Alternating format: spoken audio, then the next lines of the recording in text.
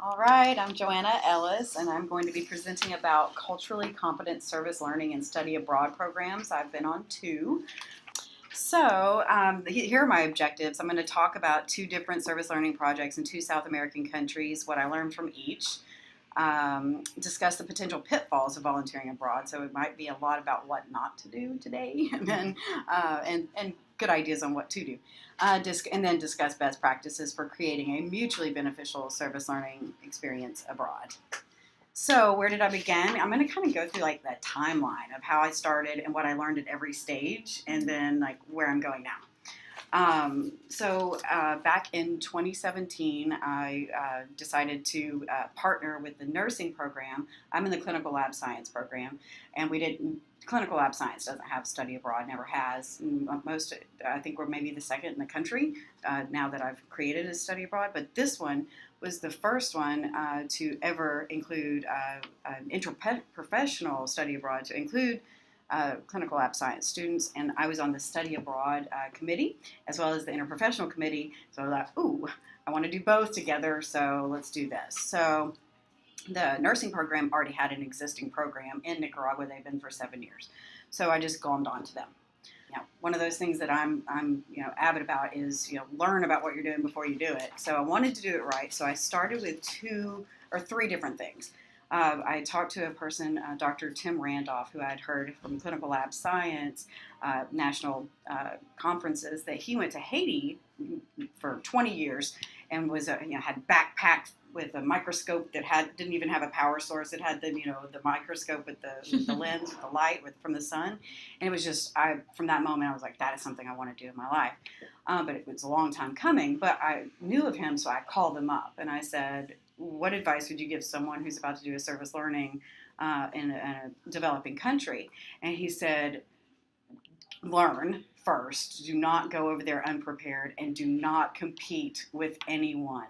Don't compete with physicians. Don't compete with nurses, clinics, pharmacies, anyone. That was his number one thing, is don't cause other people to go out of business because you want to go over there. I said, okay. So I was like, that conversation made me want to learn more. So I got my favorite book of all time, When Healthcare Hurts. That was the first one I read. And actually, I don't have the other one that I read at the beginning, which was When Helping Hurts. 2 different authors completely, but a lot of information I gleaned from that. So kind of what I learned, I tried to teach the students.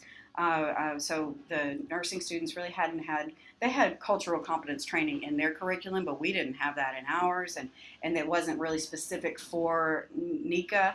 I call it NICA all the time now, but so this was my first attempt at cultural competency training pre-departure for the Nicaraguan trip. I wanted to show them the differences in poverty perspectives, because we were going to see a lot of poverty, really, really intense poverty. And so I wanted them to learn about what the World Bank had learned. In the 90s, they tried to figure out why just throwing money at poor countries like they did after World War II, the Allies gave a lot of money to some countries. It worked wonders. In other countries, it made no difference. So they wanted the materially poor, interview 60,000 of them from, I can't remember how many countries, but they found that what was their definition of poverty were things like this, and I can't really read it here. Let's see if I can find my other.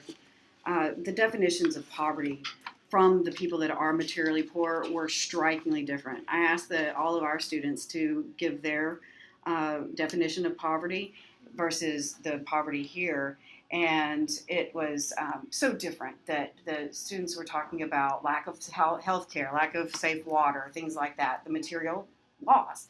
And all of these quotes here show some sort of powerlessness, selflessness, shame, embarrassment, isolation. It's all psychological. And so that made me really believe that whatever we do, we have to take care of that psychological nature. It's not about giving them things, because that's not what that's not their definition. It's voicelessness. And so that was huge for me.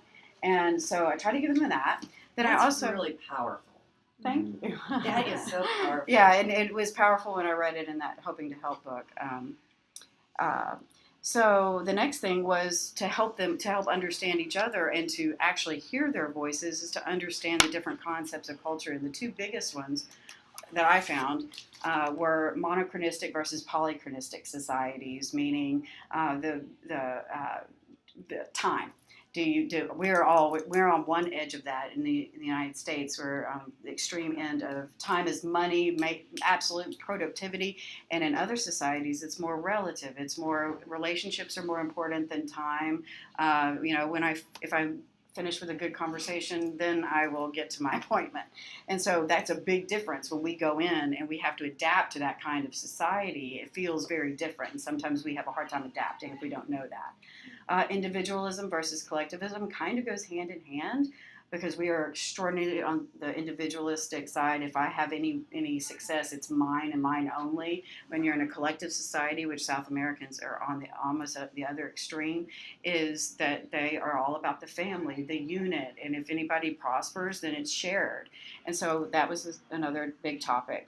I wanted to have them know about the natural history of the country that we were going to. It's been rocked by Nico had been rocked by huge earthquakes that had been a reason for a lot of the poverty and the unstable nature.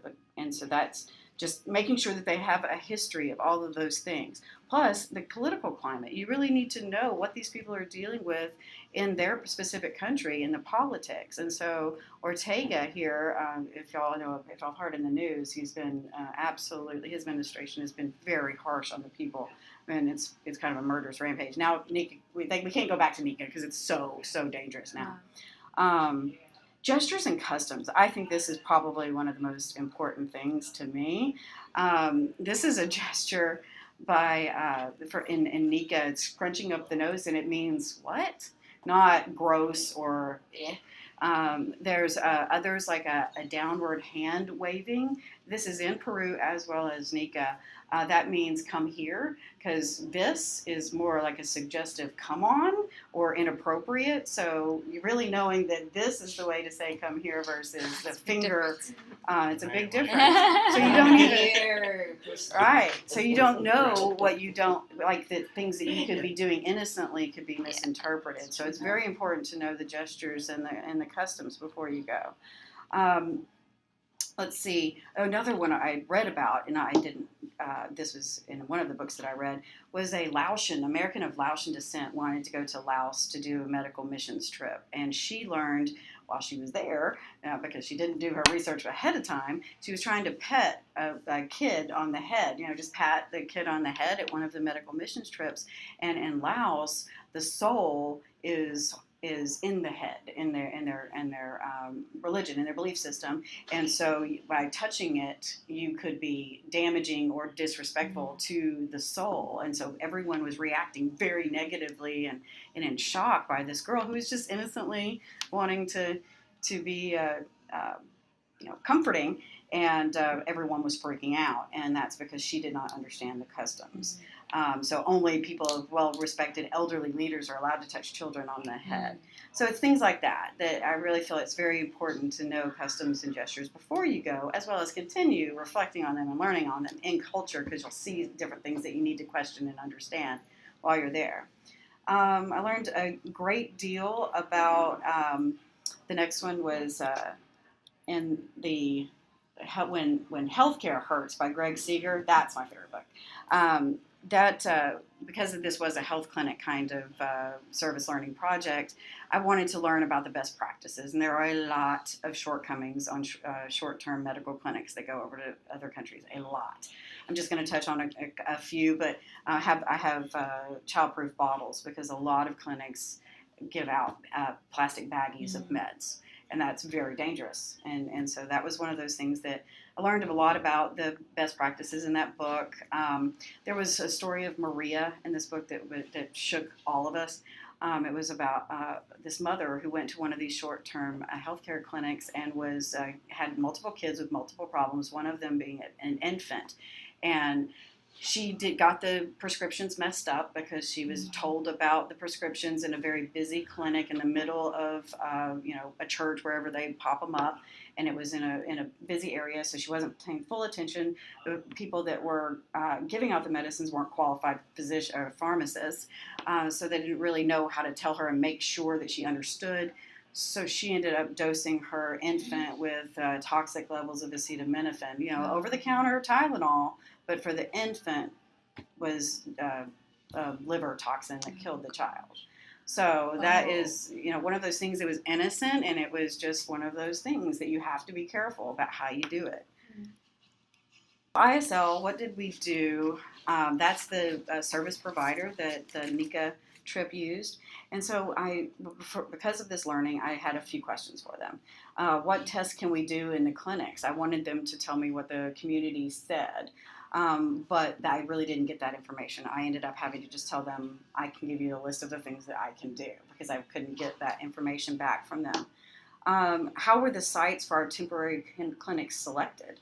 Where did the communities ask us to be there, or we were just going into them? Were they sustained? Did they go back to them every time? How does that work? Are they located within an hour's walk? Because remember, my Dr. Tim Randolph, my colleague, said that their clinics in Haiti were not within 3 hours of walking distance, because they wanted to make sure they were so far away from clinics that they didn't interfere. So I asked, are they at least within an hour's walking distance? Was there input from locals about what they need and where they would like these clinics? And can we change the name from nursing program to global health? So I had to get included. So how did you find out what their needs were? How did you go about and do that? That was something that did not happen. I was depending on that, and that is what I get to a big part of that is that when you're busy and you don't have contacts in the country, you can't get to the community. You depend on your service provider to do a lot of this stuff. So choosing the right service provider is everything. Okay. Everything. So what did we do? We had videos for the interprofessional piece. We had videos to show each profession what we did.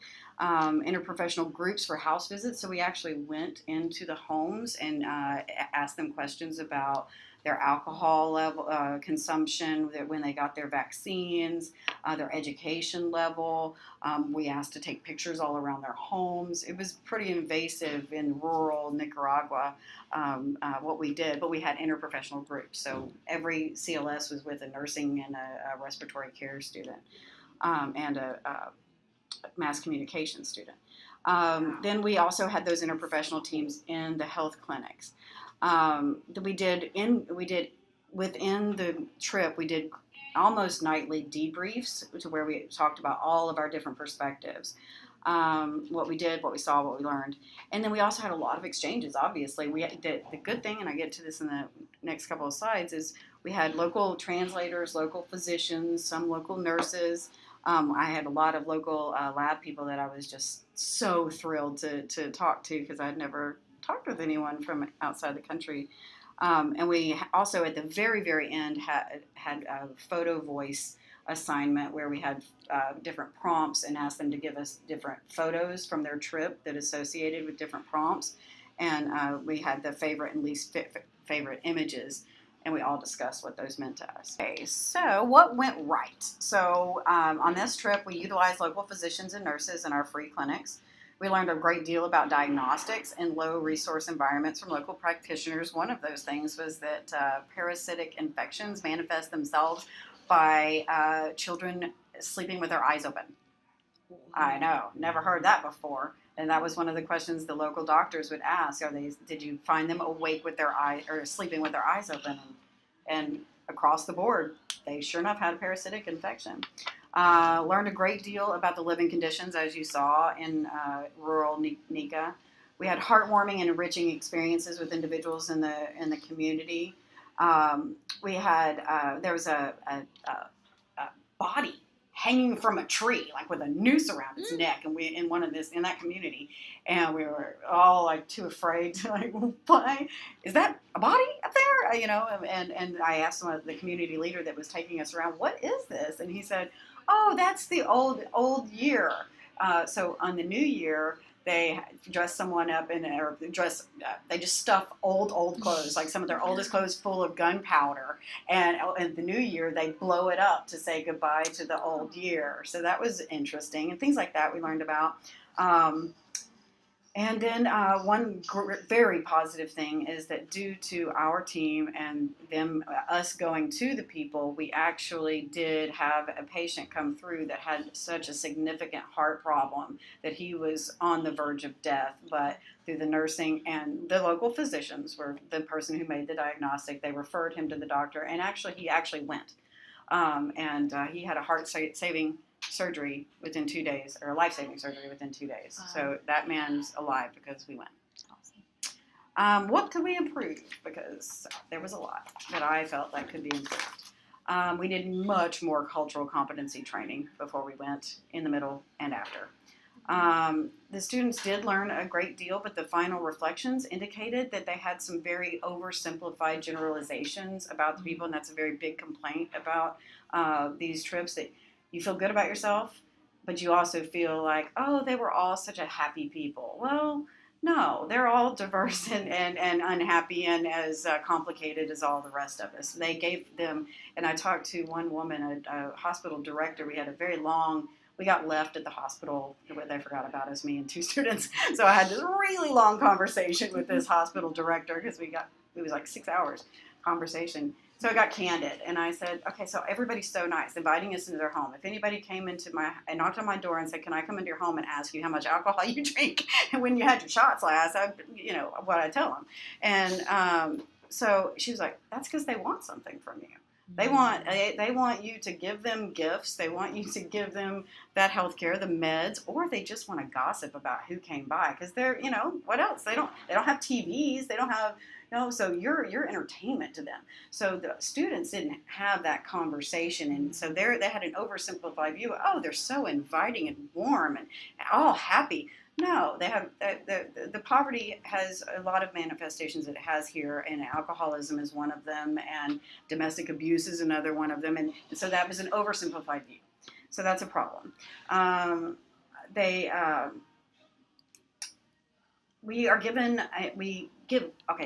ISL, the service learning company that we went through, gave us a bunch of flyers to hand out to the communities when we did those house visits. Well, while we were there, we were talking with them, and they said that when we asked them about their education level, many households, only one person, and some had none, but many just had 1 or 2 years of primary school education. So we're handing them flyers about how to treat their water and how to deal with Zika and whatever, and they can't read.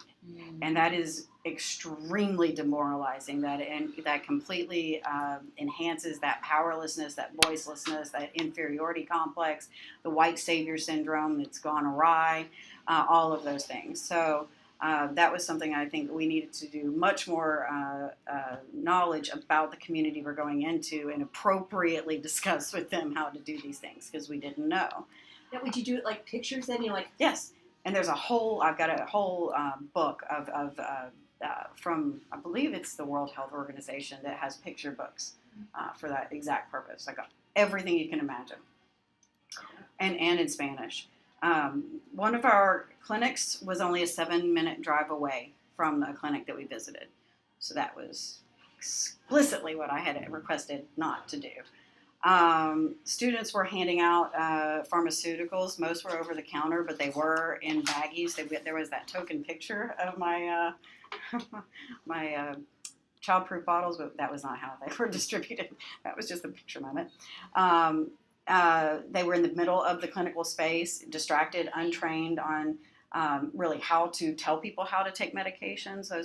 We weren't prepared for that. And on more than one occasion, I was told that the students were busy, that the local high school translators that we had with us were handing out meds. So they were certainly unqualified to be handing out medicines. And what is probably the most upsetting to me is that ISL employees told me that they did not have a formal and routine follow-up program to check with these communities. They didn't go back to these communities regularly. They chose new ones every time, so it was not a sustained long-term program. And they did not go back and check to see what did we do right, were there any complications, did anybody actually go to referrals that they were supposed to. They did check back that one time with that one man, but that is not a routine policy that they do. So that was all big learning moments for me. So I knew when I came back, I was bit by the travel bug. I knew this was going to be part of my life for the rest of my life. It was so moving, but I knew I had to do better. I had to learn more to do better. So I did all that, or I went all in. And so that's why I want to have these kind of conversations, because I've been obsessive about it. It's been like a all day, every day kind of thing for me, and not everybody can do that in their life. So I kind of want to just highlight like the big things that everybody got to do before they do a learning service project. And hoping to help the promises and pitfalls of the global health. This is really good if you're into global health. That's this one there. Then learning service. This is the one that I would say every single person involved in service learning that has anything to do with international, this is it. This is the guide. After reading about 20 books now, this is it. Learning service. And you notice they turn it around. They say learning service, not service learning, because they are so emphatic that learning has to be the forefront, not service. Because service can go so wrong. If learning is the primary goal, then you're going to already be better off. Then I got a certificate in sustainable community development from Colorado State University, because I really wanted to make sure that anything I do was a development process, not just a volunteer empowerment thing. I wanted the community to be empowered. And then I got a community health worker instructor certification from the Department of State Health Services. And then I went to a medical missions trip and a 101 conference. So what did I learn from all of those things? And about, like I said, about 15 more books. The major pitfalls of service, and I was just talking to Adelie that we could go on for hours and hours about the pitfalls. So I'm just short and sweet, like the big ones that have to be looked at. Bad role models. So basically, when you look at the statistics, more than half of the volunteerism service providers accept about 76% of their applicants. So they don't do any background checks. They don't make you be qualified in anything. They just accept you if you can pay, and that's what the vast majority say. The majority say that if they can pay the fee, they are accepted. There is no certifying agency for these non-governmental agencies. So that means that a lot of different kinds of people can get through. A lot of people with great intentions, but a lot of people with very self-serving motivations, like getting experience for med school. That's a big one, huge one. And even possibly pedophiles, because they can get access to children. Now, I'm not saying that that's a common thing, but with this kind of not good background checking, it's possible. And there have been stories, anecdotal. So what does that mean, bad role models? So because of all of these, and a lot of the tourist, the volunteerism world is largely young people. Gap year is huge. Go, from high school to college, go on a gap year and go somewhere. But then as part of study abroad, as part of all of these different programs in colleges, there's a lot of them. So you've got all sorts of people that get through that want to do this, mostly with good intentions, but they also like their alcohol. They also are Americans that wear tank tops and short shorts, and if they're not culturally aware, they go over and they wear inappropriate clothing. In fact, this picture here, it's kind of small, but it's of a girl in Kenya, and she's showing a little bit of cleavage. She's got a tank top on, and that is highly inappropriate in Kenya. It's only appropriate in resort areas, like on the beach, and not on a working site with locals. So that kind of thing was talked about. Homestay People that welcomed these volunteers into their homes said that the smoking, the drinking, the cursing, the kind of pushing of American values, talking about homosexuality, just being very, very American all the time and loud and proud about it, was a bad role model for their children. And so they would actually stop hosting Americans because they didn't want that kind of influence over their family. And there's a big problem with relationships of locals and American tourists that disrupts families. Families have gotten divorced, people have gotten, because if Americans are viewed as such an impressive, or like having relationships with Americans will increase your status in society to the point that they actually destroy relationships over it. So that can be a bad thing. Underqualified volunteers. Now, this is by far every book you read, every story. There are hundreds of thousands of these stories. Underqualified volunteers. Pippa Biddle is where I started. She's a woman. I believe it's something like a white woman in Kenya or something like that. And she talked about going over to Africa, and she did a building. Built some kind of orphanage or a school building or whatever, just a building. But she had zero. She's an 18-year-old white girl that had zero building construction experience. And so that whole group had no experience, and this happens a lot. And they worked all day, and this is one of those stereotypes that gets reinforced. They said, "Why are all of these African men so lazy? They're sleeping in the morning, and we're here to work." Well, the reality was, she learned after she got back, was that they had to work all night to fix the shoddy craftsmanship of the volunteers, and so they were exhausted. And had to sleep it off to come back and do the exact same thing and work with them again, because they didn't want the white people to be embarrassed. So they didn't even tell them about this. This was after she got back and inquired, that they want them to feel good about themselves, to keep coming. It's all about making the volunteer feel like they're making great contribution to their world, and yet it also it reinforced negative stereotypes about the people. So not good. That was just one. Pre-med and med students are notorious for this. In fact, it's actually looked down upon. It's a red flag in med school applications now, because so many people are overstepping what they are qualified to do. They're participating in surgeries. One British med student performed an unnecessary lumbar puncture in the spine because he fancied having a go, was his quote. Because he wants more experience. They want to be able to say, "I've done this, I've done that, I've done this," and you're not qualified to do it. You should not be doing it. So now it's actually a red flag unless you can talk about your experience in a very culturally competent way, saying that you did not do things that you are not qualified to do. It's actually very bad on an application. There was a story about inaccurate information about AIDS transmission. Teaching without knowledge of the content. If you actually are using references and materials that are not from that culture, then it has no relevance to the children that are there, and it can actually be very confusing and support that inferiority-superiority complex. Teachers teaching without teaching skills. They don't know what they're doing when they go over there. That's a big draw, is teaching English to children. So those are lots of, there's more and more and more. I could literally go on for 2 hours about that. But what is next? The local power and structure. One study showed that there were 2,000 out-of-work Honduran physicians, and with qualitative evidence, they were suggesting in some places that locals chose to wait. They did not want to go to local physicians. They just chose to wait for the white brigades to come back, because they happen so frequently. They're like one or two a day in different places in Honduras and Haiti.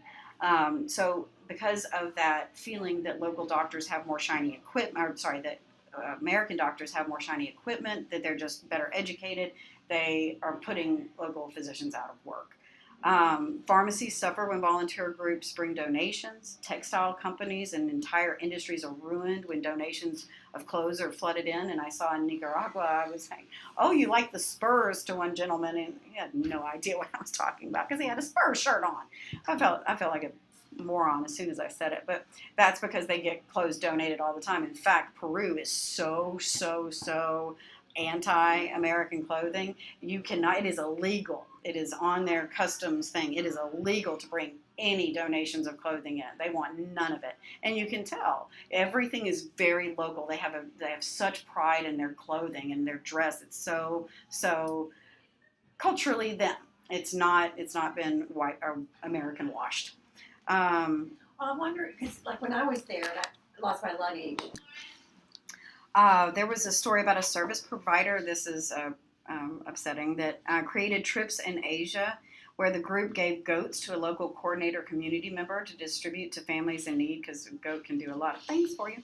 But then they later found out that that person was actually only selling to his friends and actually selling them instead of donating them and getting them to the right people and to everyone equitably, and he was profiting off of it, and it actually completely messed up the local power dynamics between the community members, and they just didn't do the research to know how to go about getting all of those goats. It was a good idea, good intentions, but poorly executed.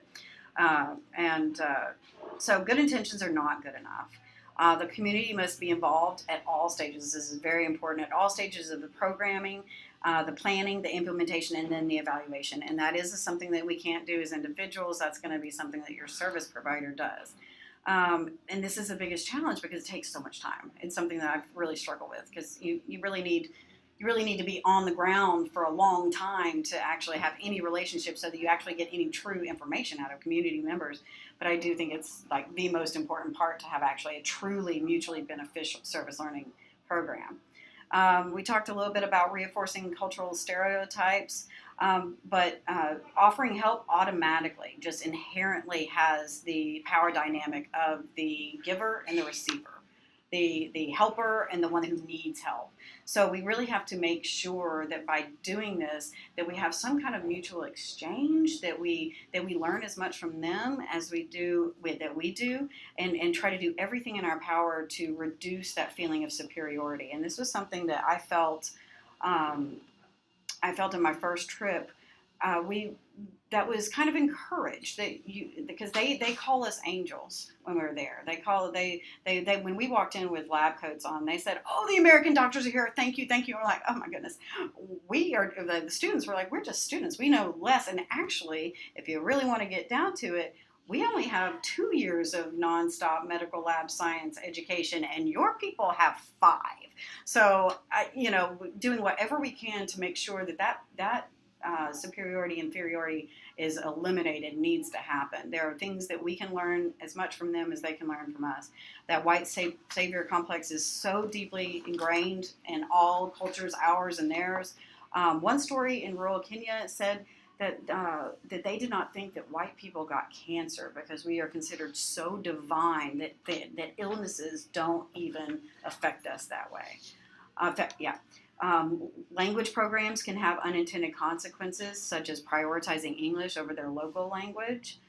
Paternalism is doing for others what they can do for themselves.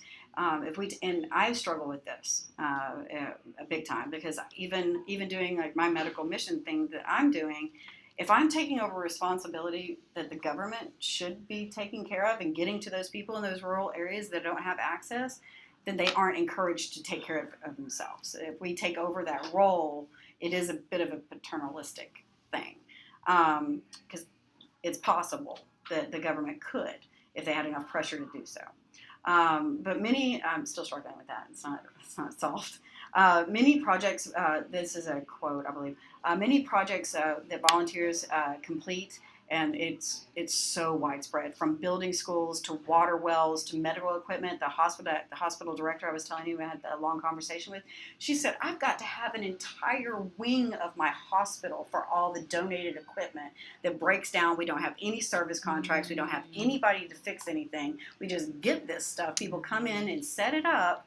We either don't know how to use it when they're gone. We don't have enough adequate training for the people, or it breaks. And now but I can't get rid of it because I've got to keep. So we have to actually build a wing on the hospital to house volunteer projects that went bad.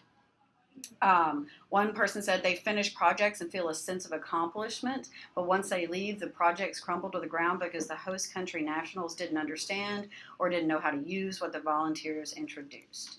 And that is the biggest thing I learned in the uh, sustainable development courses that I took was that if you do not have community input and buy-in at all stages, projects will fail. They will not be sustainable. If you don't have people saying, I want this, I helped plan it, I helped evaluate it, it's going to fail. Band-aids on the big problems. Medical clinics that hand out hypertensive drugs in limited supply, if it's a chronic condition and you're just giving them a Band-Aid for a few weeks and they don't have a way to keep getting that medication, it's pointless. That Medical Missions 101 conference that I went to, he said that he does not treat for parasitic infections. He's a medical doctor. He does not treat for parasitic infections anymore unless he does the actual treatment, figuring out why they're getting the parasites. Where's the water coming from? How do they treat it? What can they do? So if you don't fix the root problem, you're putting Band-Aids and it's a waste of resources. It's just a lot of money going in to us getting over there, flying over there, doing whatever we think makes us feel good, but then we aren't solving the root cause. Painting a schoolhouse that does not have the resources to keep the doors open, or the teachers employ waste. Devastating for vulnerable children. This is by far the biggest issue. In Cambodia, there was a 75% increase in the number of residential care institutions for children between 2005 and 2010. 75% increase in 5 years because of all of the foreign visitors and what they want. The number one thing that they want is to have that picture with the orphan, to be playing with the orphans. And I feel bad that I even put that picture of me with those kids in there. Because of that, that kind of photo op and that kind of interaction. Oh, I want to play soccer in the middle of nowhere with a bunch of orphans. That sounds lovely. And so now in Nepal, the reports estimate that about 85% of children living in orphanage had at least one parent. 80% of orphanages are based in 5 main tourist spots. So and one employee actually said that we have lots of money, but if we keep the children thin, we get more visitors and more donations. So basically what is happening is orphans have become a tourist attraction. And they're not orphans. They're actually being taken from their family with the promise of education and a better life. But now they're not with their family, and they're being manipulated and kept in kind of dire straits because it looks better for pictures to get more people in. And so it's a very, very negative industry. And so basically, Learning Service says zero programs that say you can come in and have a caregiving role for children are worthwhile. Zero.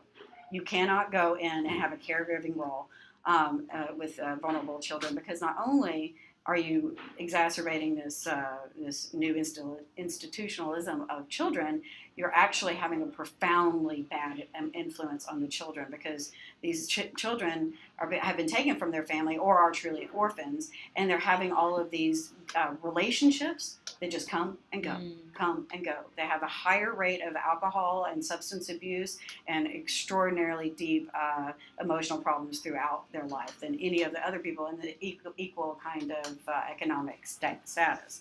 So it's having a very negative effect on the children. Okay, so knowing all that, what did I do to do something right in Peru? And then that's what we've talked about, Adelie and I have talked about extensively, is that learning all of this makes you think that international service is wrong. But it's not going to stop. It is too big. It's a huge industry. There's been over 1 million people a year from America alone, about a $3.6 billion industry. So it's not going away. So the thing is, do it as best you can. Like, figure out how to do it right, because it's here to stay. Find a sustainable nonprofit service provider. So I wanted to ask hard questions of my service provider. I did not want them to come and go. I didn't want them to have different communities that they jumped around to all the time. I wanted them to have a sustained, long-term, year-round relationship. And I wanted it to be nonprofit, because profit means they care more about profit than the community, in theory. The Foundation for the International Medical Relief of Children is what I went through. I needed more cultural competency training than just one 2-hour lecture. I decided from that Medical Missions 101 that I did not want to do anything with pharmaceuticals at all. I wanted that eliminated because I'm not trained and none of my students are trained to hand out drugs. So I switched only to screening and education. So we're not responsible for treatment. We had an immediate referral to a local physician, and they had a medical record to take home and one kept at the FEMRIC site so that the actual continuity of care could be established. So this is what makes me cry. This is like one of the highlights of my life. It's our the CLS service learning experience. So this is actually a waiting room for one of our screenings in outside of Huancayo, Peru. You can see there's a dog. There's always dogs. But we had quite a bit. I think we saw 109 people that day. But this was the location of our Community Health Screening and Education through Laboratory Science workshop that I'm going to be actually presenting about in Abuja, Nigeria in December. So this is what I'm most proud of. So that's just us in the community right outside. And that was what we saw when we were going into you got some pigs, you got some goats, you got some cows. That's the scene. And so our first station was the screening. So this is a community that has been suffering from anemia for a long time. And so it was a need established by the community. FEMRIC came in, and they've been trying to help them with it. They have taught them it's been nutrition-based only. And it's called the CUI project, which is the word for guinea pig. And so they've helped them raise guinea pigs and cook with them to get more iron in their diet. But they didn't really understand, other than they need to eat iron, what that meant. So I said, let's teach them from let's do a screening, but also teach them from the science perspective, what's happening in their body.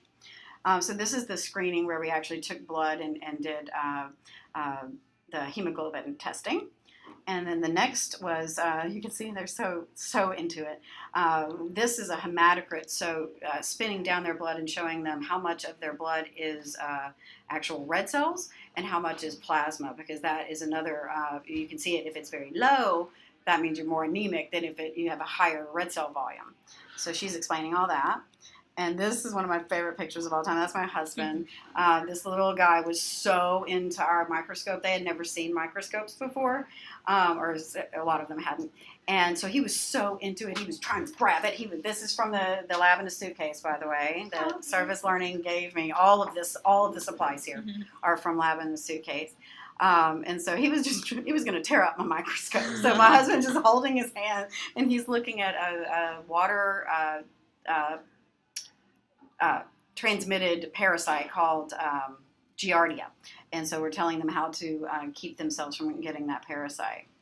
And that's me. And I just love the little girl staring at me, looking in the microscope. I was trying to refocus it because that little hoodlum messed up my focus, so I had to refocus. And this little girl, she'd never seen, and she was so into it. She kept coming back to the microscope, but she's holding her eyelids open because she didn't know how to look through the microscope. And this woman was a traditional woman in the dress. That's awesome. Yeah, isn't it beautiful? Love it. This was a nutrition station that we had them match we told them the answers when we did a discussion at the beginning, but then we had them match the pictures of the food with the zinc or iron or vitamin A. And so they were doing a matching game. It's fun. And I was really proud of this idea. So we wanted them to know about sugar and too much sugar, which we actually learned during this process that these people are too poor to have a sugar problem. But we didn't know that because I didn't have that ability to ask about all of these details to the community, but now I know. But Inca Cola is what we had there. I bought an Inca Cola and filled it up with sugar, and so we wanted to show them what happens in the body. So the little measuring cup represents a red blood cell, and then that red mat underneath represents the blood, and then that yellow pad represents the urine. So basically, what happens if you keep consuming urine, don't consume urine, don't do that ever. If you keep consuming, so we poured the sugar into the cup, and that was the red cell. So you have sugar in your red cell, but you keep consuming sugar, it spills out into your blood, and that's when you do a blood test and you get the high blood glucose. And then if you keep consuming sugar, it pours out into your urine. So we're just pouring the sugar onto that pad. And then she did I don't think you can see it, but she's actually showing, that's the sugar pouring out, but she's showing them a urine dip strip test. And so that's how we show, okay, you've had too much sugar, now it's in your urine, and this is how we do the test. And then we had these little glass bottles. We had them make clay red cells. And so it's basically like making their microhematocrit. So it's clear glue and little clay red cells. And so they got to take those home with them to have their own little microhematocrit. That's cool. And even though the adults were not supposed to participate and that was just a kids activity, but everyone wanted, even this elderly lady wanted to make her red cell bottle. And then we had a healthy reading station. I love that picture. And so I had all bilingual books that were very basic. And I did confirm before I brought the books that everyone in this community had a elementary school or a higher ability to read. So this was everyone. And I also had a checklist. So they was like, I called it a passport, or actually I think I changed it to checklist because not everybody would know what a passport was. So they had to go through each one of these stations and get it checked off, and they got a little treat of a stamp on their hand. We also created a bilingual book that the students made. It's one of the things I'm most proud of. One of my students, Francisco, actually illustrated the entire book. And the other student, Jamie Vreeland, she did the bilingual book, and it talks about the blood and what happens in iron and everything. And it was a coloring book that we printed out, and there they are coloring it. So that was our service learning experience. So what can I improve on that? More translators. I need to do an assets and needs evaluation. They do have a long-standing relationship and do have a lot of community engagement, but I need to actually see a formal assets and needs evaluation from FEMREC, or do it myself. Post-service learning evaluation with impact assessment. We did have an evaluation of that workshop. They loved it. They said it was a little disorganized, which it was because it was the first time I ever do it. They love the microscope. We need to slow down and interact with the community more. Everybody talked about it was just go, go, go, go, go, go, go. And we really just need to be with the people. And then have more in-country reflection. We were so go, go, go that I didn't have as much time to just chat with the students about what did you really feel about today. We were just exhausted. Here's 7 sins of volunteering that's in the Hoping to Help. It's pretty self-explanatory. Don't leave a mess behind. Don't match technology with local needs and expertise and abilities. The NGOs need to cooperate and not have wasted resources and overlap. Failing to have a follow-up plan. You can see that's a really big thing, is knowing when to come back and follow up. Allowing politics training or any other distracting goals to overshadow service and still presenting it as a service mission. I think some religious groups are guilty of this. It can be a coercive thing to say, for my service, you must do this. Going where we're not wanted or needed, and or being poor guests and doing the right thing for the wrong reason. And here are some guides. I'm not going to go through every single one of these because I think I'm way overdone my time here. But basically, we really need to sincerely question whether or not service learning abroad is for you. People say, one girl quoted that, as a freshman, I could have this opportunity, but I have all of the social and the changes already happening in my freshman year. Is this the right time for me? to do that, to go out of the country for an extended amount of time. You have to be empathetic, amazingly adaptable because of that polychronistic society and just all of the different influences you'll have. If you are not an adaptable and easygoing person, it might not be for you. If you are not able to deal with,